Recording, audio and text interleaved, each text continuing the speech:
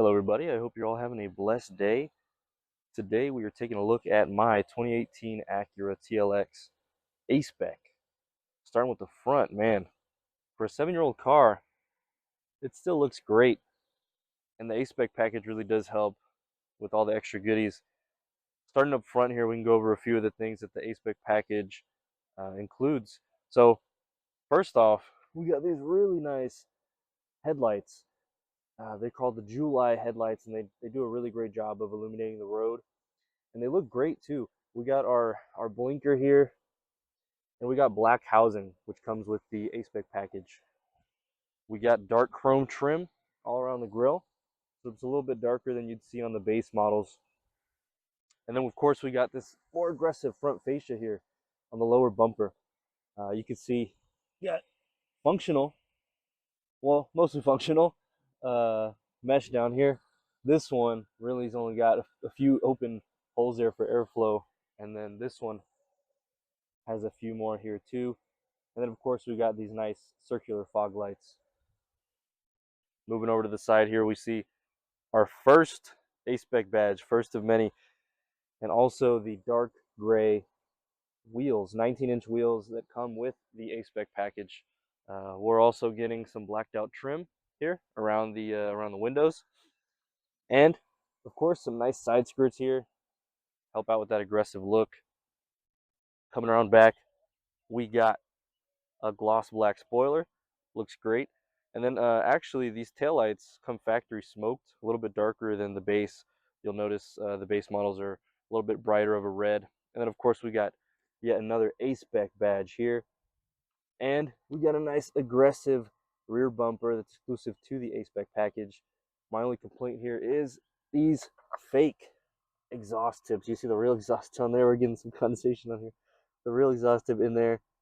These big fake exhaust tips. I mean, I don't think it would have been too much trouble to give us some real exhaust tips coming out the back, but it's not a huge deal. The car doesn't really even make too much noise. If we're being honest, I can get an exhaust clip in here.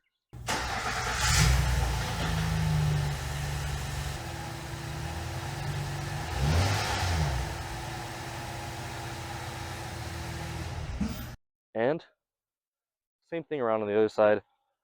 We have yet another A-Spec badge here. Let's take a quick look at the interior of the car.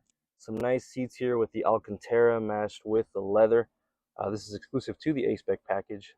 The other option for the A-Spec package would have been all red leather seats. We also have a nice little Alcantara here on the door cards. And, of course, another A-Spec badge. This sedan has been pretty practical for me. We were able to fit the little guy back here pretty comfortably. It's pretty easy to get in and out. I know the seat is right up against it, but there's plenty of legroom up there. You can still move the seat forward and be just fine there. Taking a look over here at the driver's side. Of course, we got the same treatment on the seats. We got the A-Spec steering wheel. Let's actually get in here and take a look. We got some nice red accents in here. We got the nice A-Spec steering wheel, yet another badge. And you get some extra thickness here, a little bolstering on the top versus what you'd get in the base. Taking a look here, we got those double screens. There's a lot of discussion about this. I know there's a lot of criticism of this system, especially back in 2018 when this car was released. But in 2018, Acura did add Apple CarPlay, which will display here on this top screen, and that is a game changer. It really does help a lot. Even though you have to navigate it with this dial, once you're used to it, it's not all that bad. And then, of course, we've got the buttons. I used to be a shifter button hater, but I mean, it's simple. It's fairly intuitive, and you get used to it after some time of using it, really. So it's not really a big deal at all. It wasn't a deal breaker for me at all either. So let's go ahead and get this thing out on the road. We'll talk a little bit more about what it's like to live with it and what it's like to drive.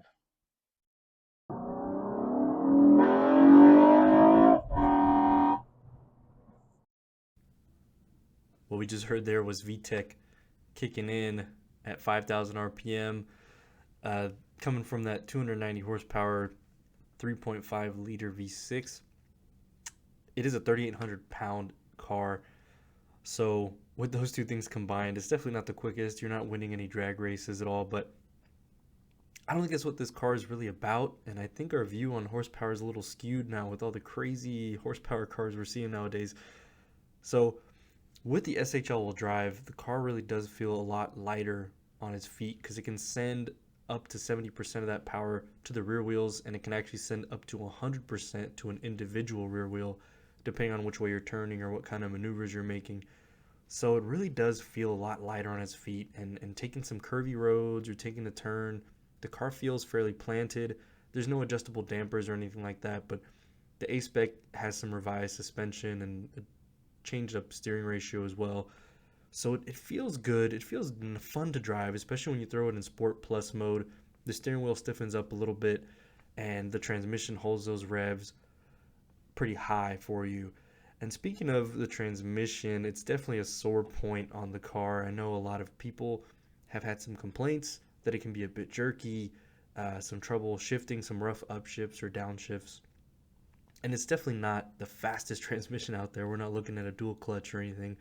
So when you hit those paddle shifters, it can be a little slow to respond. But we don't see too many, or really, I haven't seen too many complaints about reliability or the transmission blowing up on anyone. So thankfully, we get some good Honda reliability through the transmission and actually through the engine. But I do have to mention those recalls that went out. There was a major recall for a connecting rod bearing, and then a major recall for a fuel pump issue as well. Thanks be to God, I didn't have any issues with my car, and I didn't experience them before, and I haven't experienced anything after having those recalls done. My local dealership did a good job of getting those addressed really quickly, and getting me sorted, and I've never had any issues since then. I do my oil changes very regularly, and I try to keep up with my maintenance as best I can. I'm sitting at about 60,000 miles, and we're looking good so far. I haven't really seen any issues. I do note that the transmission, when it's heating up, it's still a little cold. Sometimes you can get a bit of a rough shift. But if you're looking at getting one of these cars, definitely test drive it and make sure there's nothing crazy going on with the transmission. And also make sure those recalls have been done, because we did see some engine failure from these cars, which I was a little disappointed to see, considering I bought the car partly in due to that Honda reliability that I was expecting. Not only was it the looks, I mean, it looks great. That's the thing that initially brought me in. The V6 and the sound that I get from that, and then also the SH all-wheel drive were all the big selling points for me. All the luxuries and the extra features were pluses, but those were the main things that sold me. So seeing that recall come in was kind of a bummer, but thankfully, and let's pray that I don't see any issues, but thankfully I didn't see any issues before the recall or after it was performed. So if you are looking at getting one of these on the used market, definitely take a look at the maintenance history. Make sure those recalls were done. And as with any used car, I highly recommend you get a pre-purchase inspection.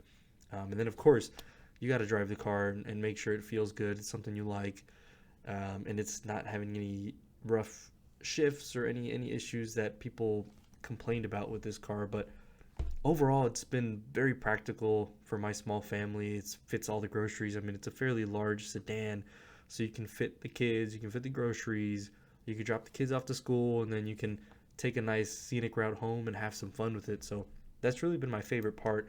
The practicality, the reliability, at least in my experience, has been really reliable. The only issue I've had with the car was the rear speaker. The rear speaker on the door on my driver's side went out. Replaced it with the OEM one. Then the passenger side went out. So I decided to just go aftermarket on both, replace them. Haven't had any issues since. But if that's the biggest thing I've struggled with, I'm truly blessed. I'm thankful because I haven't had any other issues, powertrain, nothing. I do regular maintenance on it, and thankfully we're still going good and everything feels good at this moment. So to wrap things up, if you're looking for a car that can do a lot of things, be a jack of all trade, look good, sound good, handle well, and you can still pick up groceries, drop off the kids, do all these things at a pretty affordable price. I mean, we're looking at used one like my car is going for maybe around 24 to 25 in my area, which I know is still a good amount of money for a car.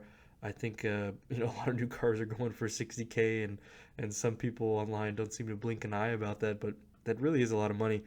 So even 25, it's a good amount of money, but considering all the features you get, it's really not too bad. It's a very, very balanced car, and from my experience, has been very reliable. So if that sounds like something you'd be interested in, I definitely recommend checking one of these out. But of course, PPI, recalls none, maintenance records, that should all be sorted for sure. Thank you so much for tuning in. I really do appreciate it if you're still here. If you have any questions about the car, you have any comments, or want to share your opinion, please leave them down below. Thank you again. Hope you all have a great day. God bless.